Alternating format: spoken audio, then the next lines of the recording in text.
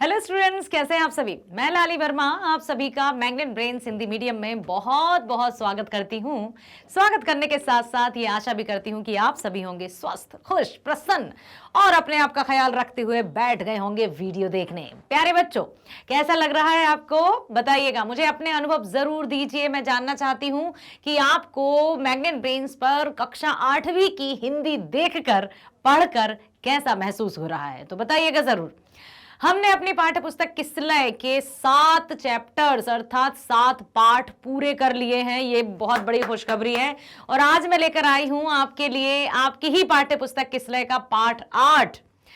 नाम है बच्चे की दुआ। लिखा है जाने माने मशहूर शायर मोहम्मद इकबाल जी ने, जिन्होंने अपनी रचनाओं के माध्यम से हिंदी साहित्य और संगीत को एक ऐसी छटा प्रस्तुत की जिसका डंका ना केवल भारत में बल्कि संपूर्ण विश्व में बड़े जोर शोर से बजता है और सुनाई देता है। बच्चे की दुआ कविता का नाम है और लेखक हैं मोहम्मद इकबाल जी। तो इस वीडियो में आप देखने वाले हैं सबसे पहले कवि परिचय और उसके साथ ही हम चलेंगे, कविता का वाचन करेंगे और फिर हम कविता की व्याख्या जानेंगे। और इतने में मुझे पता है कि आपने वो गीत, वो कविता, ये दुआ जरूर सुनी है। अब देखते हैं, आइए आइए मेरे साथ चलिए। सबसे पहले कवि परिचय। नाम है मोहम्मद इकबाल। जन्म 9 नवंबर सन 1877। जन्म स्थान सियालकोट, पाकिस्तान। उपलब्धि 1904। सारे जहां से अच्छा हिंदोस्तां हमारा। सुना है आपने ये गीत? बिल्कुल सुना ही होगा। 1904 में सारे जहां से अच्छा हिंदोस्तां हमारा गजल के लेखक। पेशा और देश, पेशे से ये रहे रचनाकार, देश है इनका पाकिस्तान। मृत्यु 21 अप्रैल सन 1938। देखो, 9 नवंबर 1877 को जन्म, 21 अप्रैल 1938 को मृत्यु। मोहम्मद इकबाल जी, शायर, नाम आपने सुना ही होगा। तो सारे जहां से अच्छा हिंदोस्तां हमारा भी इनके द्वारा ही लिखा गया गीत है। ये जो बच्चे की दुआ आज हम पढ़ने वाले हैं वो एक ऐसा प्रार्थना गीत है जिसको सुनकर हमारा रोम रोम झूम उठेगा, भक्तिमय हो जाएगा। बिल्कुल एक ऐसी प्रार्थना है जिसमें एक बच्चे ने अपने हृदय की बातों को परमात्मा से कहा है। तो ये एक ऐसा प्रार्थना गीत है जिसमें दर्दमंद और वंचितों की हिफाजत का संकल्प है कि जो जरूरतमंद हैं, जो दर्दमंद हैं, जिन्हें सहायता चाहिए, उनकी हिफाजत करो हे परवरदिगार, हे ऊपर वाले, उनकी रक्षा करो तथा खुद को बुराई से बचाकर नेक राह पर चलने की दुआ मांगी गई है। बताइए, क्या कोई गीत याद आया जिसमें नेक राह पर चलने की दुआ मांगी गई हो या प्रार्थना की गई हो? क्या ऐसा कोई गीत या कविता या भजन आपने सुना है जिसमें ये पंक्तियां हो कि हे प्रभु, हम नेक राह पर चलें और हमारा जीवन तुम्हारी शरण में है। नेकी पर चलें और भलाई करें, ना ही बदले की हो भावना या कामना। ऐ मालिक तेरे बंदे हम। सुना है? क्या यही है? नहीं नहीं नहीं, हम यहां पर दूसरी कविता के बारे में बात कर रहे हैं। नेकी पर चले और वदी से टले ताकि हंसते हुए निकले दम, है ना। ऐ मालिक तेरे बंदे हम, ये गीत भी आपने अवश्य सुना होगा। और यहाँ जो हम गीत या बच्चे की दुआ या ये जो कविता आपकी पाठ्य पुस्तक में है वो बहुत ही अच्छी है। आइए सुनते हैं, पढ़ते हैं। देखिए, क्या आपने ये कविता, ये गीत सुना है? लब पे आती है दुआ बन के तमन्ना मेरी, जिंदगी शम्मा की सूरत हो खुदा या मेरी। हाँ, जैसे हमने इसकी राग सुनी है तो मैं क्षमा चाहूंगी, कुछ मैं जो राग में गाने की कोशिश करूंगी तो कृपया कॉपीराइट ना लगे, ऐसा है कुछ। और ऐसा नहीं है कि मैं बिल्कुल हूबहू वैसा ही गाऊं, बस प्रयत्न करती हूं। लब पे आती है दुआ बन के तमन्ना मेरी, लब पे आती है दुआ बन के तमन्ना मेरी, जिंदगी शम्मा की सूरत हो खुदाया मेरी, लब पे आती है दुआ बन के तमन्ना मेरी। तो कुछ इस तरह से इसको गाया जाता है। अब संभवतः आपको याद आया होगा कि हाँ, आपने ये सुना है, बहुत से विद्यालयों में भी ये प्रार्थना गीत के स्थान पर भी गाई जाती है। ये एक ऐसी कविता है, एक ऐसा गीत है जो हमारे मन की भावनाओं को प्रत्यक्ष या डायरेक्ट ईश्वर तक जोड़ने का प्रयास करती है, जोड़ने का या पहुंचाने का प्रयास करती है। तो लब मतलब क्या होता है बेटा? होंठ। यहां पर लब का अर्थ है होंठ। तो लब पर आती है दुआ बन के तमन्ना मेरी। तमन्ना का अर्थ क्या होता है? लब का अर्थ होंठ, तमन्ना मतलब होता है इच्छा। ठीक है, तमन्ना का अर्थ क्या है? इच्छा। कि मेरी इच्छा है कि मैं अपने मुख से तेरी प्रार्थना करूं, तेरी दुआ करूं। जिंदगी शम्मा की सूरत हो खुदाया मेरी। शम्मा, शम्मा क्या है? कहते हैं शम्मा कहे परवाने से, क्या है वो? शम्मा कहे परवाने से परे चला जा मेरी तरह जल जा, ऐसा कुछ है ना। तो क्षमा मतलब एक लॉ, एक लॉ। क्षमा को यहां पर एक लॉ, लॉ क्या करती है? प्रकाशित। ठीक है, क्षमा का अर्थ लॉ, जो प्रकाश फैलाती है। ठीक है, कुछ कुछ पंक्तियां ऐसी रहती हैं जिनको हम जब तक गाते नहीं हैं वो याद नहीं आती हैं। तो बस प्रभु, मेरी तुझसे यही प्रार्थना है कि मेरा जीवन हमेशा दूसरों को रोशन करे, दूसरों के जीवन में खुशियां बिखेरे। यही मैं तुझसे दुआ मांगता हूं।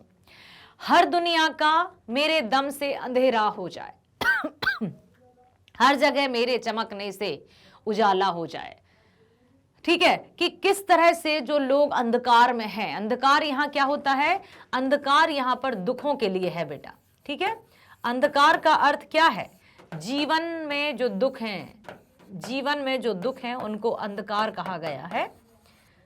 ठीक है, तो जीवन में जो दुख हैं उनको अंधकार, और उजाला अर्थात जीवन के सुख। यहां पर अंधकार अर्थात दुख और उजाला अर्थात सुख। तो हे प्रभु, हे परमात्मा, हे ऊपर वाले, बस इतनी कृपा करना कि मेरे आने से लोगों के जीवन में उजाला आ जाए, इतनी कृपा करना। हो मेरे दम से यूं ही मेरे वतन की जीनत, जिस तरह फूल से होती है चमन की जीनत। हो मेरे दम से यूं ही मेरे वतन की जीनत, जिस तरह फूल से होती है चमन की जीनत। जिंदगी हो मेरी परवाने की सूरत या रब, इल्म की शम्मा से हो मुझको मोहब्बत या रब। पूरी उर्दू शब्दावली का यहाँ पर प्रयोग किया गया है कि हे प्रभु, बस मैं यही चाहता हूं कि जिस तरह फूल हो मेरे दम से यूं ही मेरे वतन की जीनत, अर्थात मेरे होने से ये जो मेरा देश है, मेरा आसपास का जो माहौल है, उसमें खुशहाली छा जाए। मैं चाहता हूं कि मैं हर एक के चेहरे पर खुशी लेकर आऊं। मेरे जाने से मतलब मेरे पहुंचने से हर चेहरे पर मुस्कान हो जाए। जैसे एक फुलवारी में एक एक फूल चारों तरफ खुशियां बिखेरता है, वैसे ही मैं चाहता हूं कि मेरे जीवन में भी या मेरे होने से लोगों के जीवन में भी खुशियां आ जाएं। जिंदगी हो मेरी परवाने की सूरत या रब, इल्म की शम्मा से हो मुझको मोहब्बत। जिस तरह से शम्मा और परवाने का जो रिश्ता बताया है ना, शमा कहे परवाने से परे चला जा मेरी तरह जल जाएगा यहाँ नहीं आ। वो नहीं रुकता, उसको जल जाना होता है, प्यार दीवाना होता है, मस्ताना होता है। बहुत सुंदर ऐसे गीत लिखे गए हैं जो सार्थक होते थे। उन गीतों का अर्थ बेटा यहाँ है कि जो गीत थे उनका कोई अर्थ होता था, कोई अर्थ, वो भी जीवन से जुड़ा हुआ। तो शम्मा जब जलती है तो उससे परवाने जो कीट पतंगे आते हैं वो उसकी तरफ आते हैं। देखा होगा आपने, जब भी कोई, चाहे भले ही वो बल्ब की ही क्यों ना हो, लालटेन हो, कैंडल हो, मोमबत्ती हो या बल्ब हो, उसके आसपास कितने कीट पतंगे जो मंडराते हैं। तो शम्मा मतलब लौ, जलती हुई लौ के पास कई परवाने आते हैं। और शम्मा कहती है, अर्थात लौ कहती है कि तू दूर चला जा, नहीं तो जलकर मर जाएगा, फिर भी वो नहीं रुकता, उसको जल जाना होता है। इसी प्रकार से जिंदगी हो मेरी परवाने की सूरत यारा, जिस तरह से परवाना अपनी मौत की चिंता किए बिना शम्मा के पास जाता है और वो अपना अस्तित्व भले ही खो दे लेकिन शम्मा से दूर रहकर उसका कोई जीवन नहीं होता, उसी प्रकार से मैं भी चाहता हूं कि दुनिया की मैं भलाई करूं। दुनिया के जो दुखी या जो कल्पित लोग हैं, कल्पनाओं में मतलब कल्पित कहने का तात्पर्य है कि जो विकल्पित लोग हैं या दुखी लोग हैं, उनके जीवन में मैं सुख फैला सकूं, इतनी प्रार्थना करना चाहता हूं। ठीक है, तो यहां पर यही बताया है उन्होंने। और पढ़ते हैं, हो मेरा काम गरीबों की हिमायत करना, दर्दमंदों से ज़ुईफों से मोहब्बत करना। बस मैं ये चाहता हूं कि मेरा जो भी कार्य हो वो गरीबों की सहायता के लिए हो, जो आर्थिक रूप से तंग हैं, जो बिल्कुल लाचार हैं, बेबस हैं, मैं उनकी कुछ मदद कर सकूं। कबीरदास जी का एक दोहा याद आ रहा है, साईं इतना दीजिए जामे कुटुंब समाए, मैं भी भूखा ना रहूं साधु ना भूखा जाए। हाँ ठीक है, तो यहां पर हो मेरा काम गरीबों की हिमायत करना, मैं हमेशा हिमायत करना मतलब भलाई करना। ठीक है, तो गरीबों की मैं भलाई करूं, उनकी वो इतना मुझे बनाना कि मैं लोगों की भलाई कर सकूं, उनकी सहायता कर सकूं। दर्दमंदों से ज़ुईफों से मोहब्बत करना, और जो दर्दमंद हैं, जो बेचारे हैं, जो लाचार हैं, बेबस हैं, उनके प्रति मेरे मन में मोहब्बत हो, मेरे मन में उनके प्रति दया हो, प्रेम हो, ताकि जब दया या प्रेम की भावना होगी तभी मैं उनसे मोहब्बत करूंगा, और मोहब्बत होगी तभी मैं उनकी सहायता कर सकूंगा। तो हे मेरे रब, हे मेरे खुदा, मुझे इतना जरूर बना देना ऐसा। मेरे अल्लाह बुराई से बचाना मुझको, नेक जो राह हो उस राह पे चलाना मुझको। मेरे अल्लाह बुराई से बचाना मुझको, नेक जो राह हो उस राह पे चलाना मुझको। हे अल्लाह, हे परवरदिगार, मुझे हमेशा बुराइयों से बचाना, और मैं चाहता हूं कि मैं हमेशा नेक की राह पर चलूं, सबकी भलाई करूं, मेरे होने से सबके चेहरों पर खुशी आ जाए, सबके मन में प्रसन्नता छा जाए। बस ये एक बच्चे की दुआ है, लब पे आती है दुआ बनकर तमन्ना मेरी। ठीक है, बहुत ही सुंदर रचना है ये मोहम्मद इकबाल जी की। अब हम पढ़ते हैं एक एक पंक्ति और उसके अर्थ को, क्योंकि जब भी प्रश्न पूछे जाते हैं पंक्तियों से इसी तरह से पूछे जाते हैं बेटा। तो जब भी, अच्छा आप बताइए, आपने कोई ऐसी प्रार्थना या कोई ऐसा गीत सुना है? क्या आप मुझे लिखकर बताएंगे कौन सा गीत आपको याद है, या ऐसी कौन सी कविता या प्रार्थना आपको याद है जिसमें इसी तरह की कवि ने प्रार्थना की हो कि हे प्रभु, हे प्रभु आनंद दाता, ज्ञान हमको दीजिए, शीघ्र सारे दुर्गुणों से दूर हमको कीजिए, लीजिए हमको शरण में, हम सदाचारी बने, ब्रह्मचारी धर्म रक्षक वीर व्रतधारी बने। और बताइए आप, ये तो मैंने आपको याद दिला दी। और आपको ऐसी कौन सी कविता है या ऐसे कौन से रचनाकार हैं जिनकी रचना आपको बहुत पसंद आई और जो आपको सदमार्ग पर या सही राह पर चलने की शिक्षा देती है?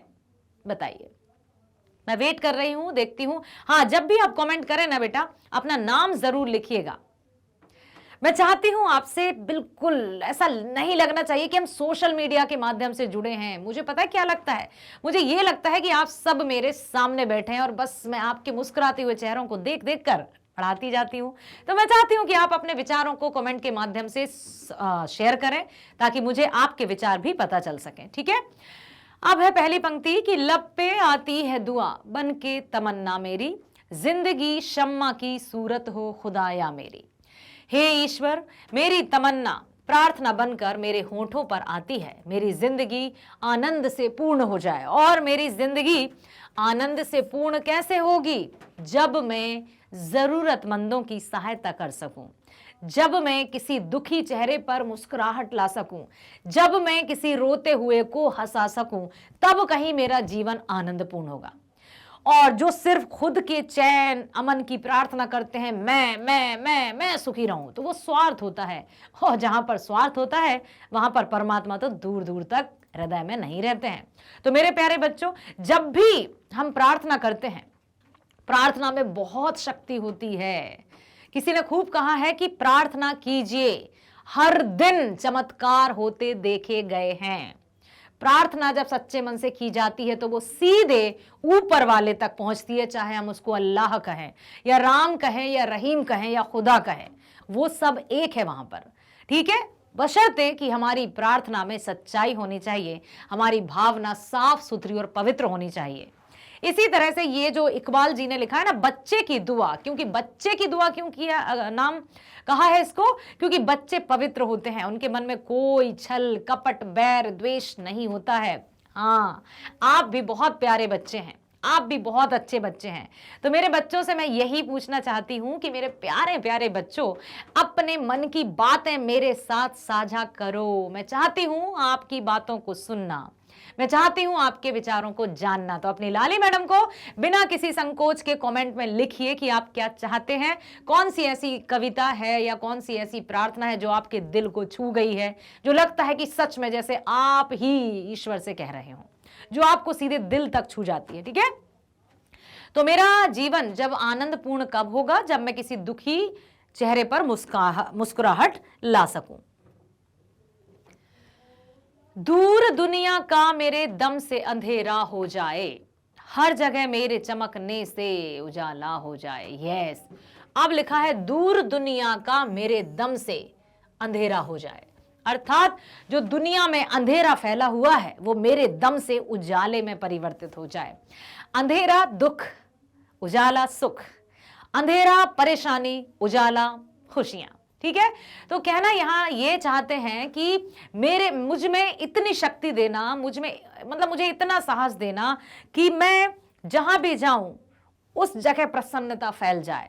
लोग जो पीड़ित हैं, जो दुखी हैं, मेरे पहुंचने से उनमें खुशी का संचार हो जाए, उनके दुखों को मैं दूर कर सकूं। हे मेरे खुदा, हे मेरे रब, इतनी मेरी दुआ है, मेरी दुआ को कबूल कर। हर जगह मेरे चमकने से उजाला हो जाए। जिस तरह से सूर्य जब उदित होता है तो रात्रि का घनघोर अंधेरा पल भर में गायब हो जाता है। जब चांदनी रात आती है तो पूरी जो रात भी होती है ना, वो भी प्रकाशमय हो जाती है, वो भी दूधिया बन जाती है। तो बस मैं भी यही चाहता हूं कि मैं एक उजाले की भांति जो अंधकार में जीवन व्यतीत कर रहे हैं उनके जीवन में मैं उजाला बनकर जाऊं।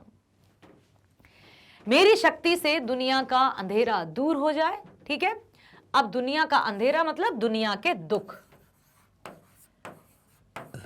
दुनिया के दुख।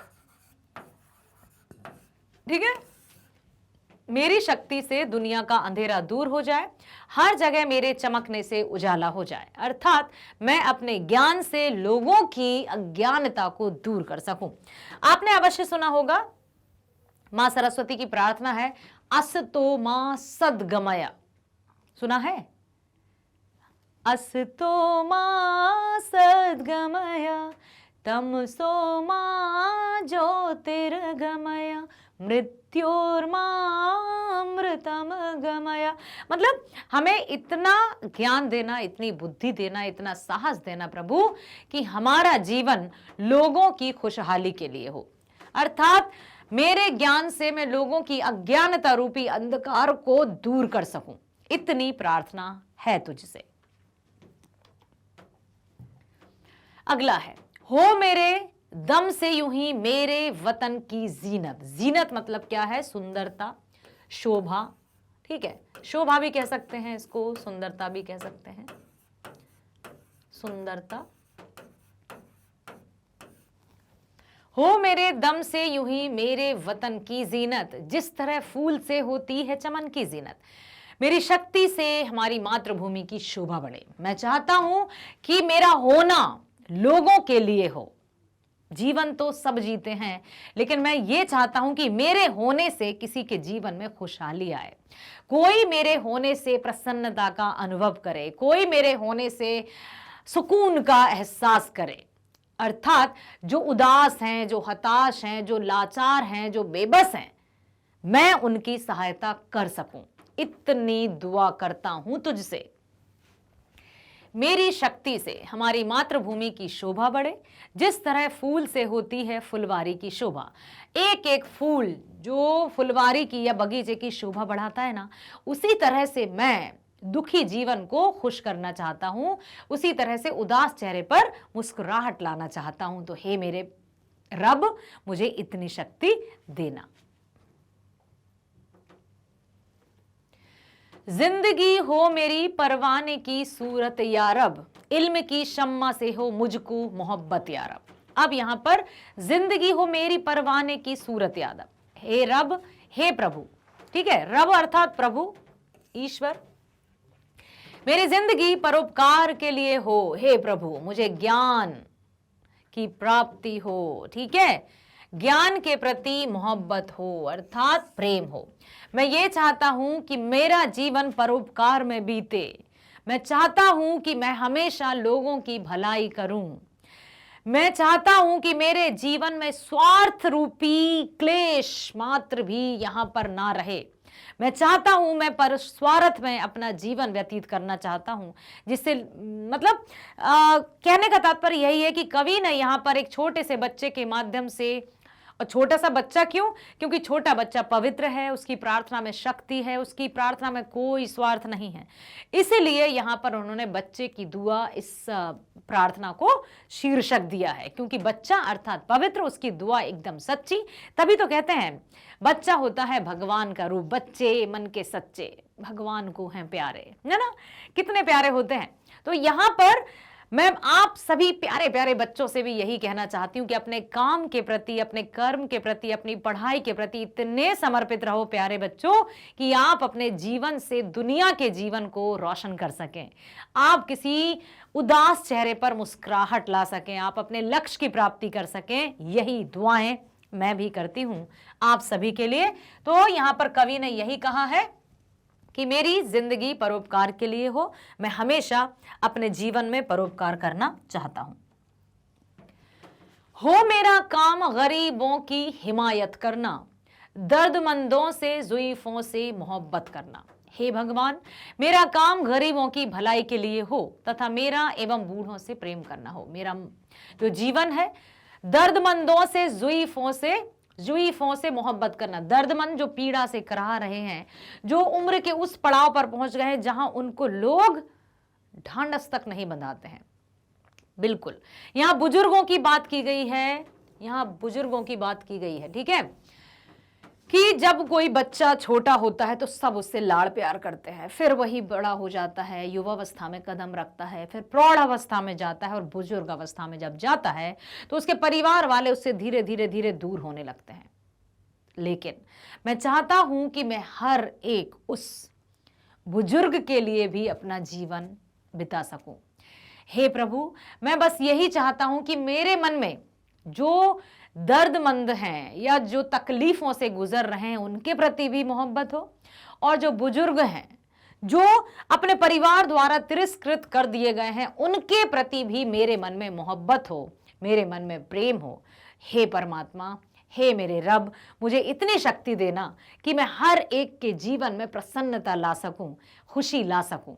इतनी दुआ करता हूं मैं तुझसे। कितनी सुंदर सी प्रार्थना मोहम्मद इकबाल जी ने लिखी है।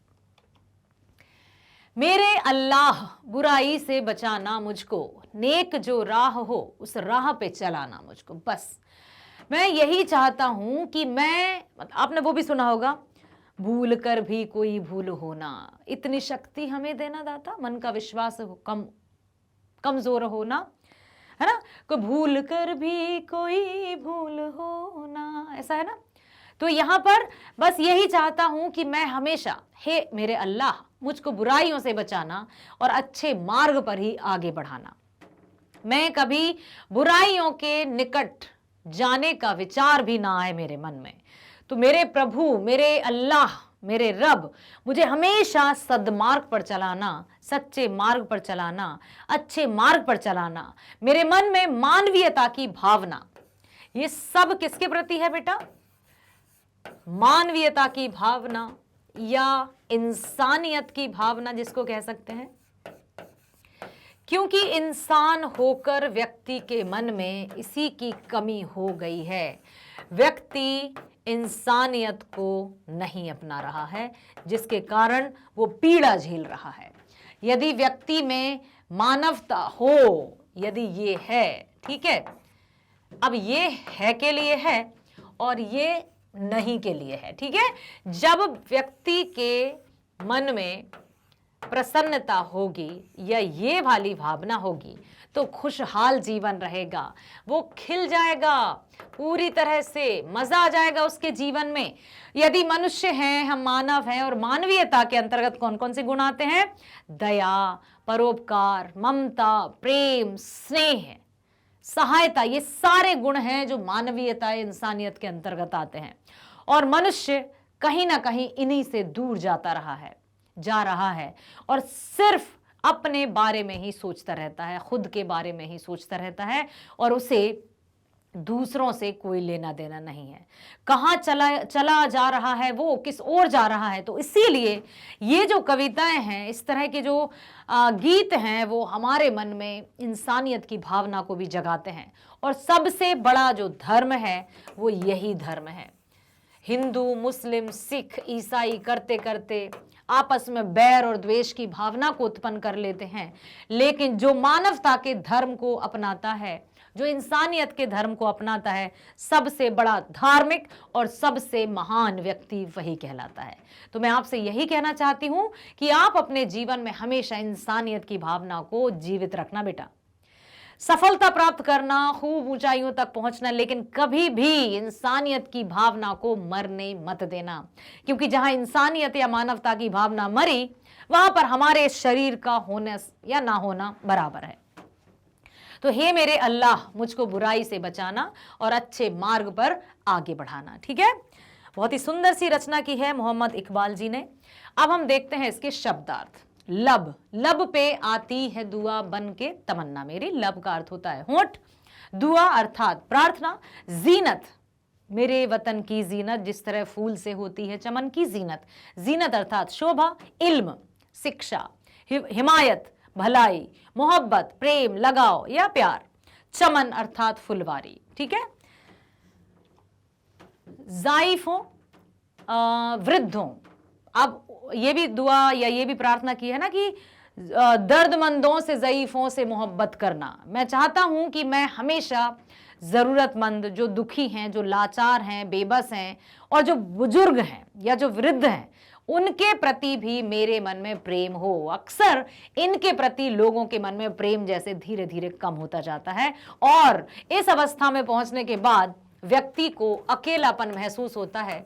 जब उसे चाहिए लोगों की भीड़, तभी उसको कर दिया जाता है अकेला। तो मैं चाहता हूं कि मेरे रब, जो बुजुर्ग हैं, मैं उनसे भी प्रेम करूं, मेरे मन में उनके प्रति भी प्रेम हो। नेक अच्छा, या रब हे ईश्वर, राह अर्थात रास्ता। तो नेक जो राह चुनी है, उस राह पे चलाना मुझको।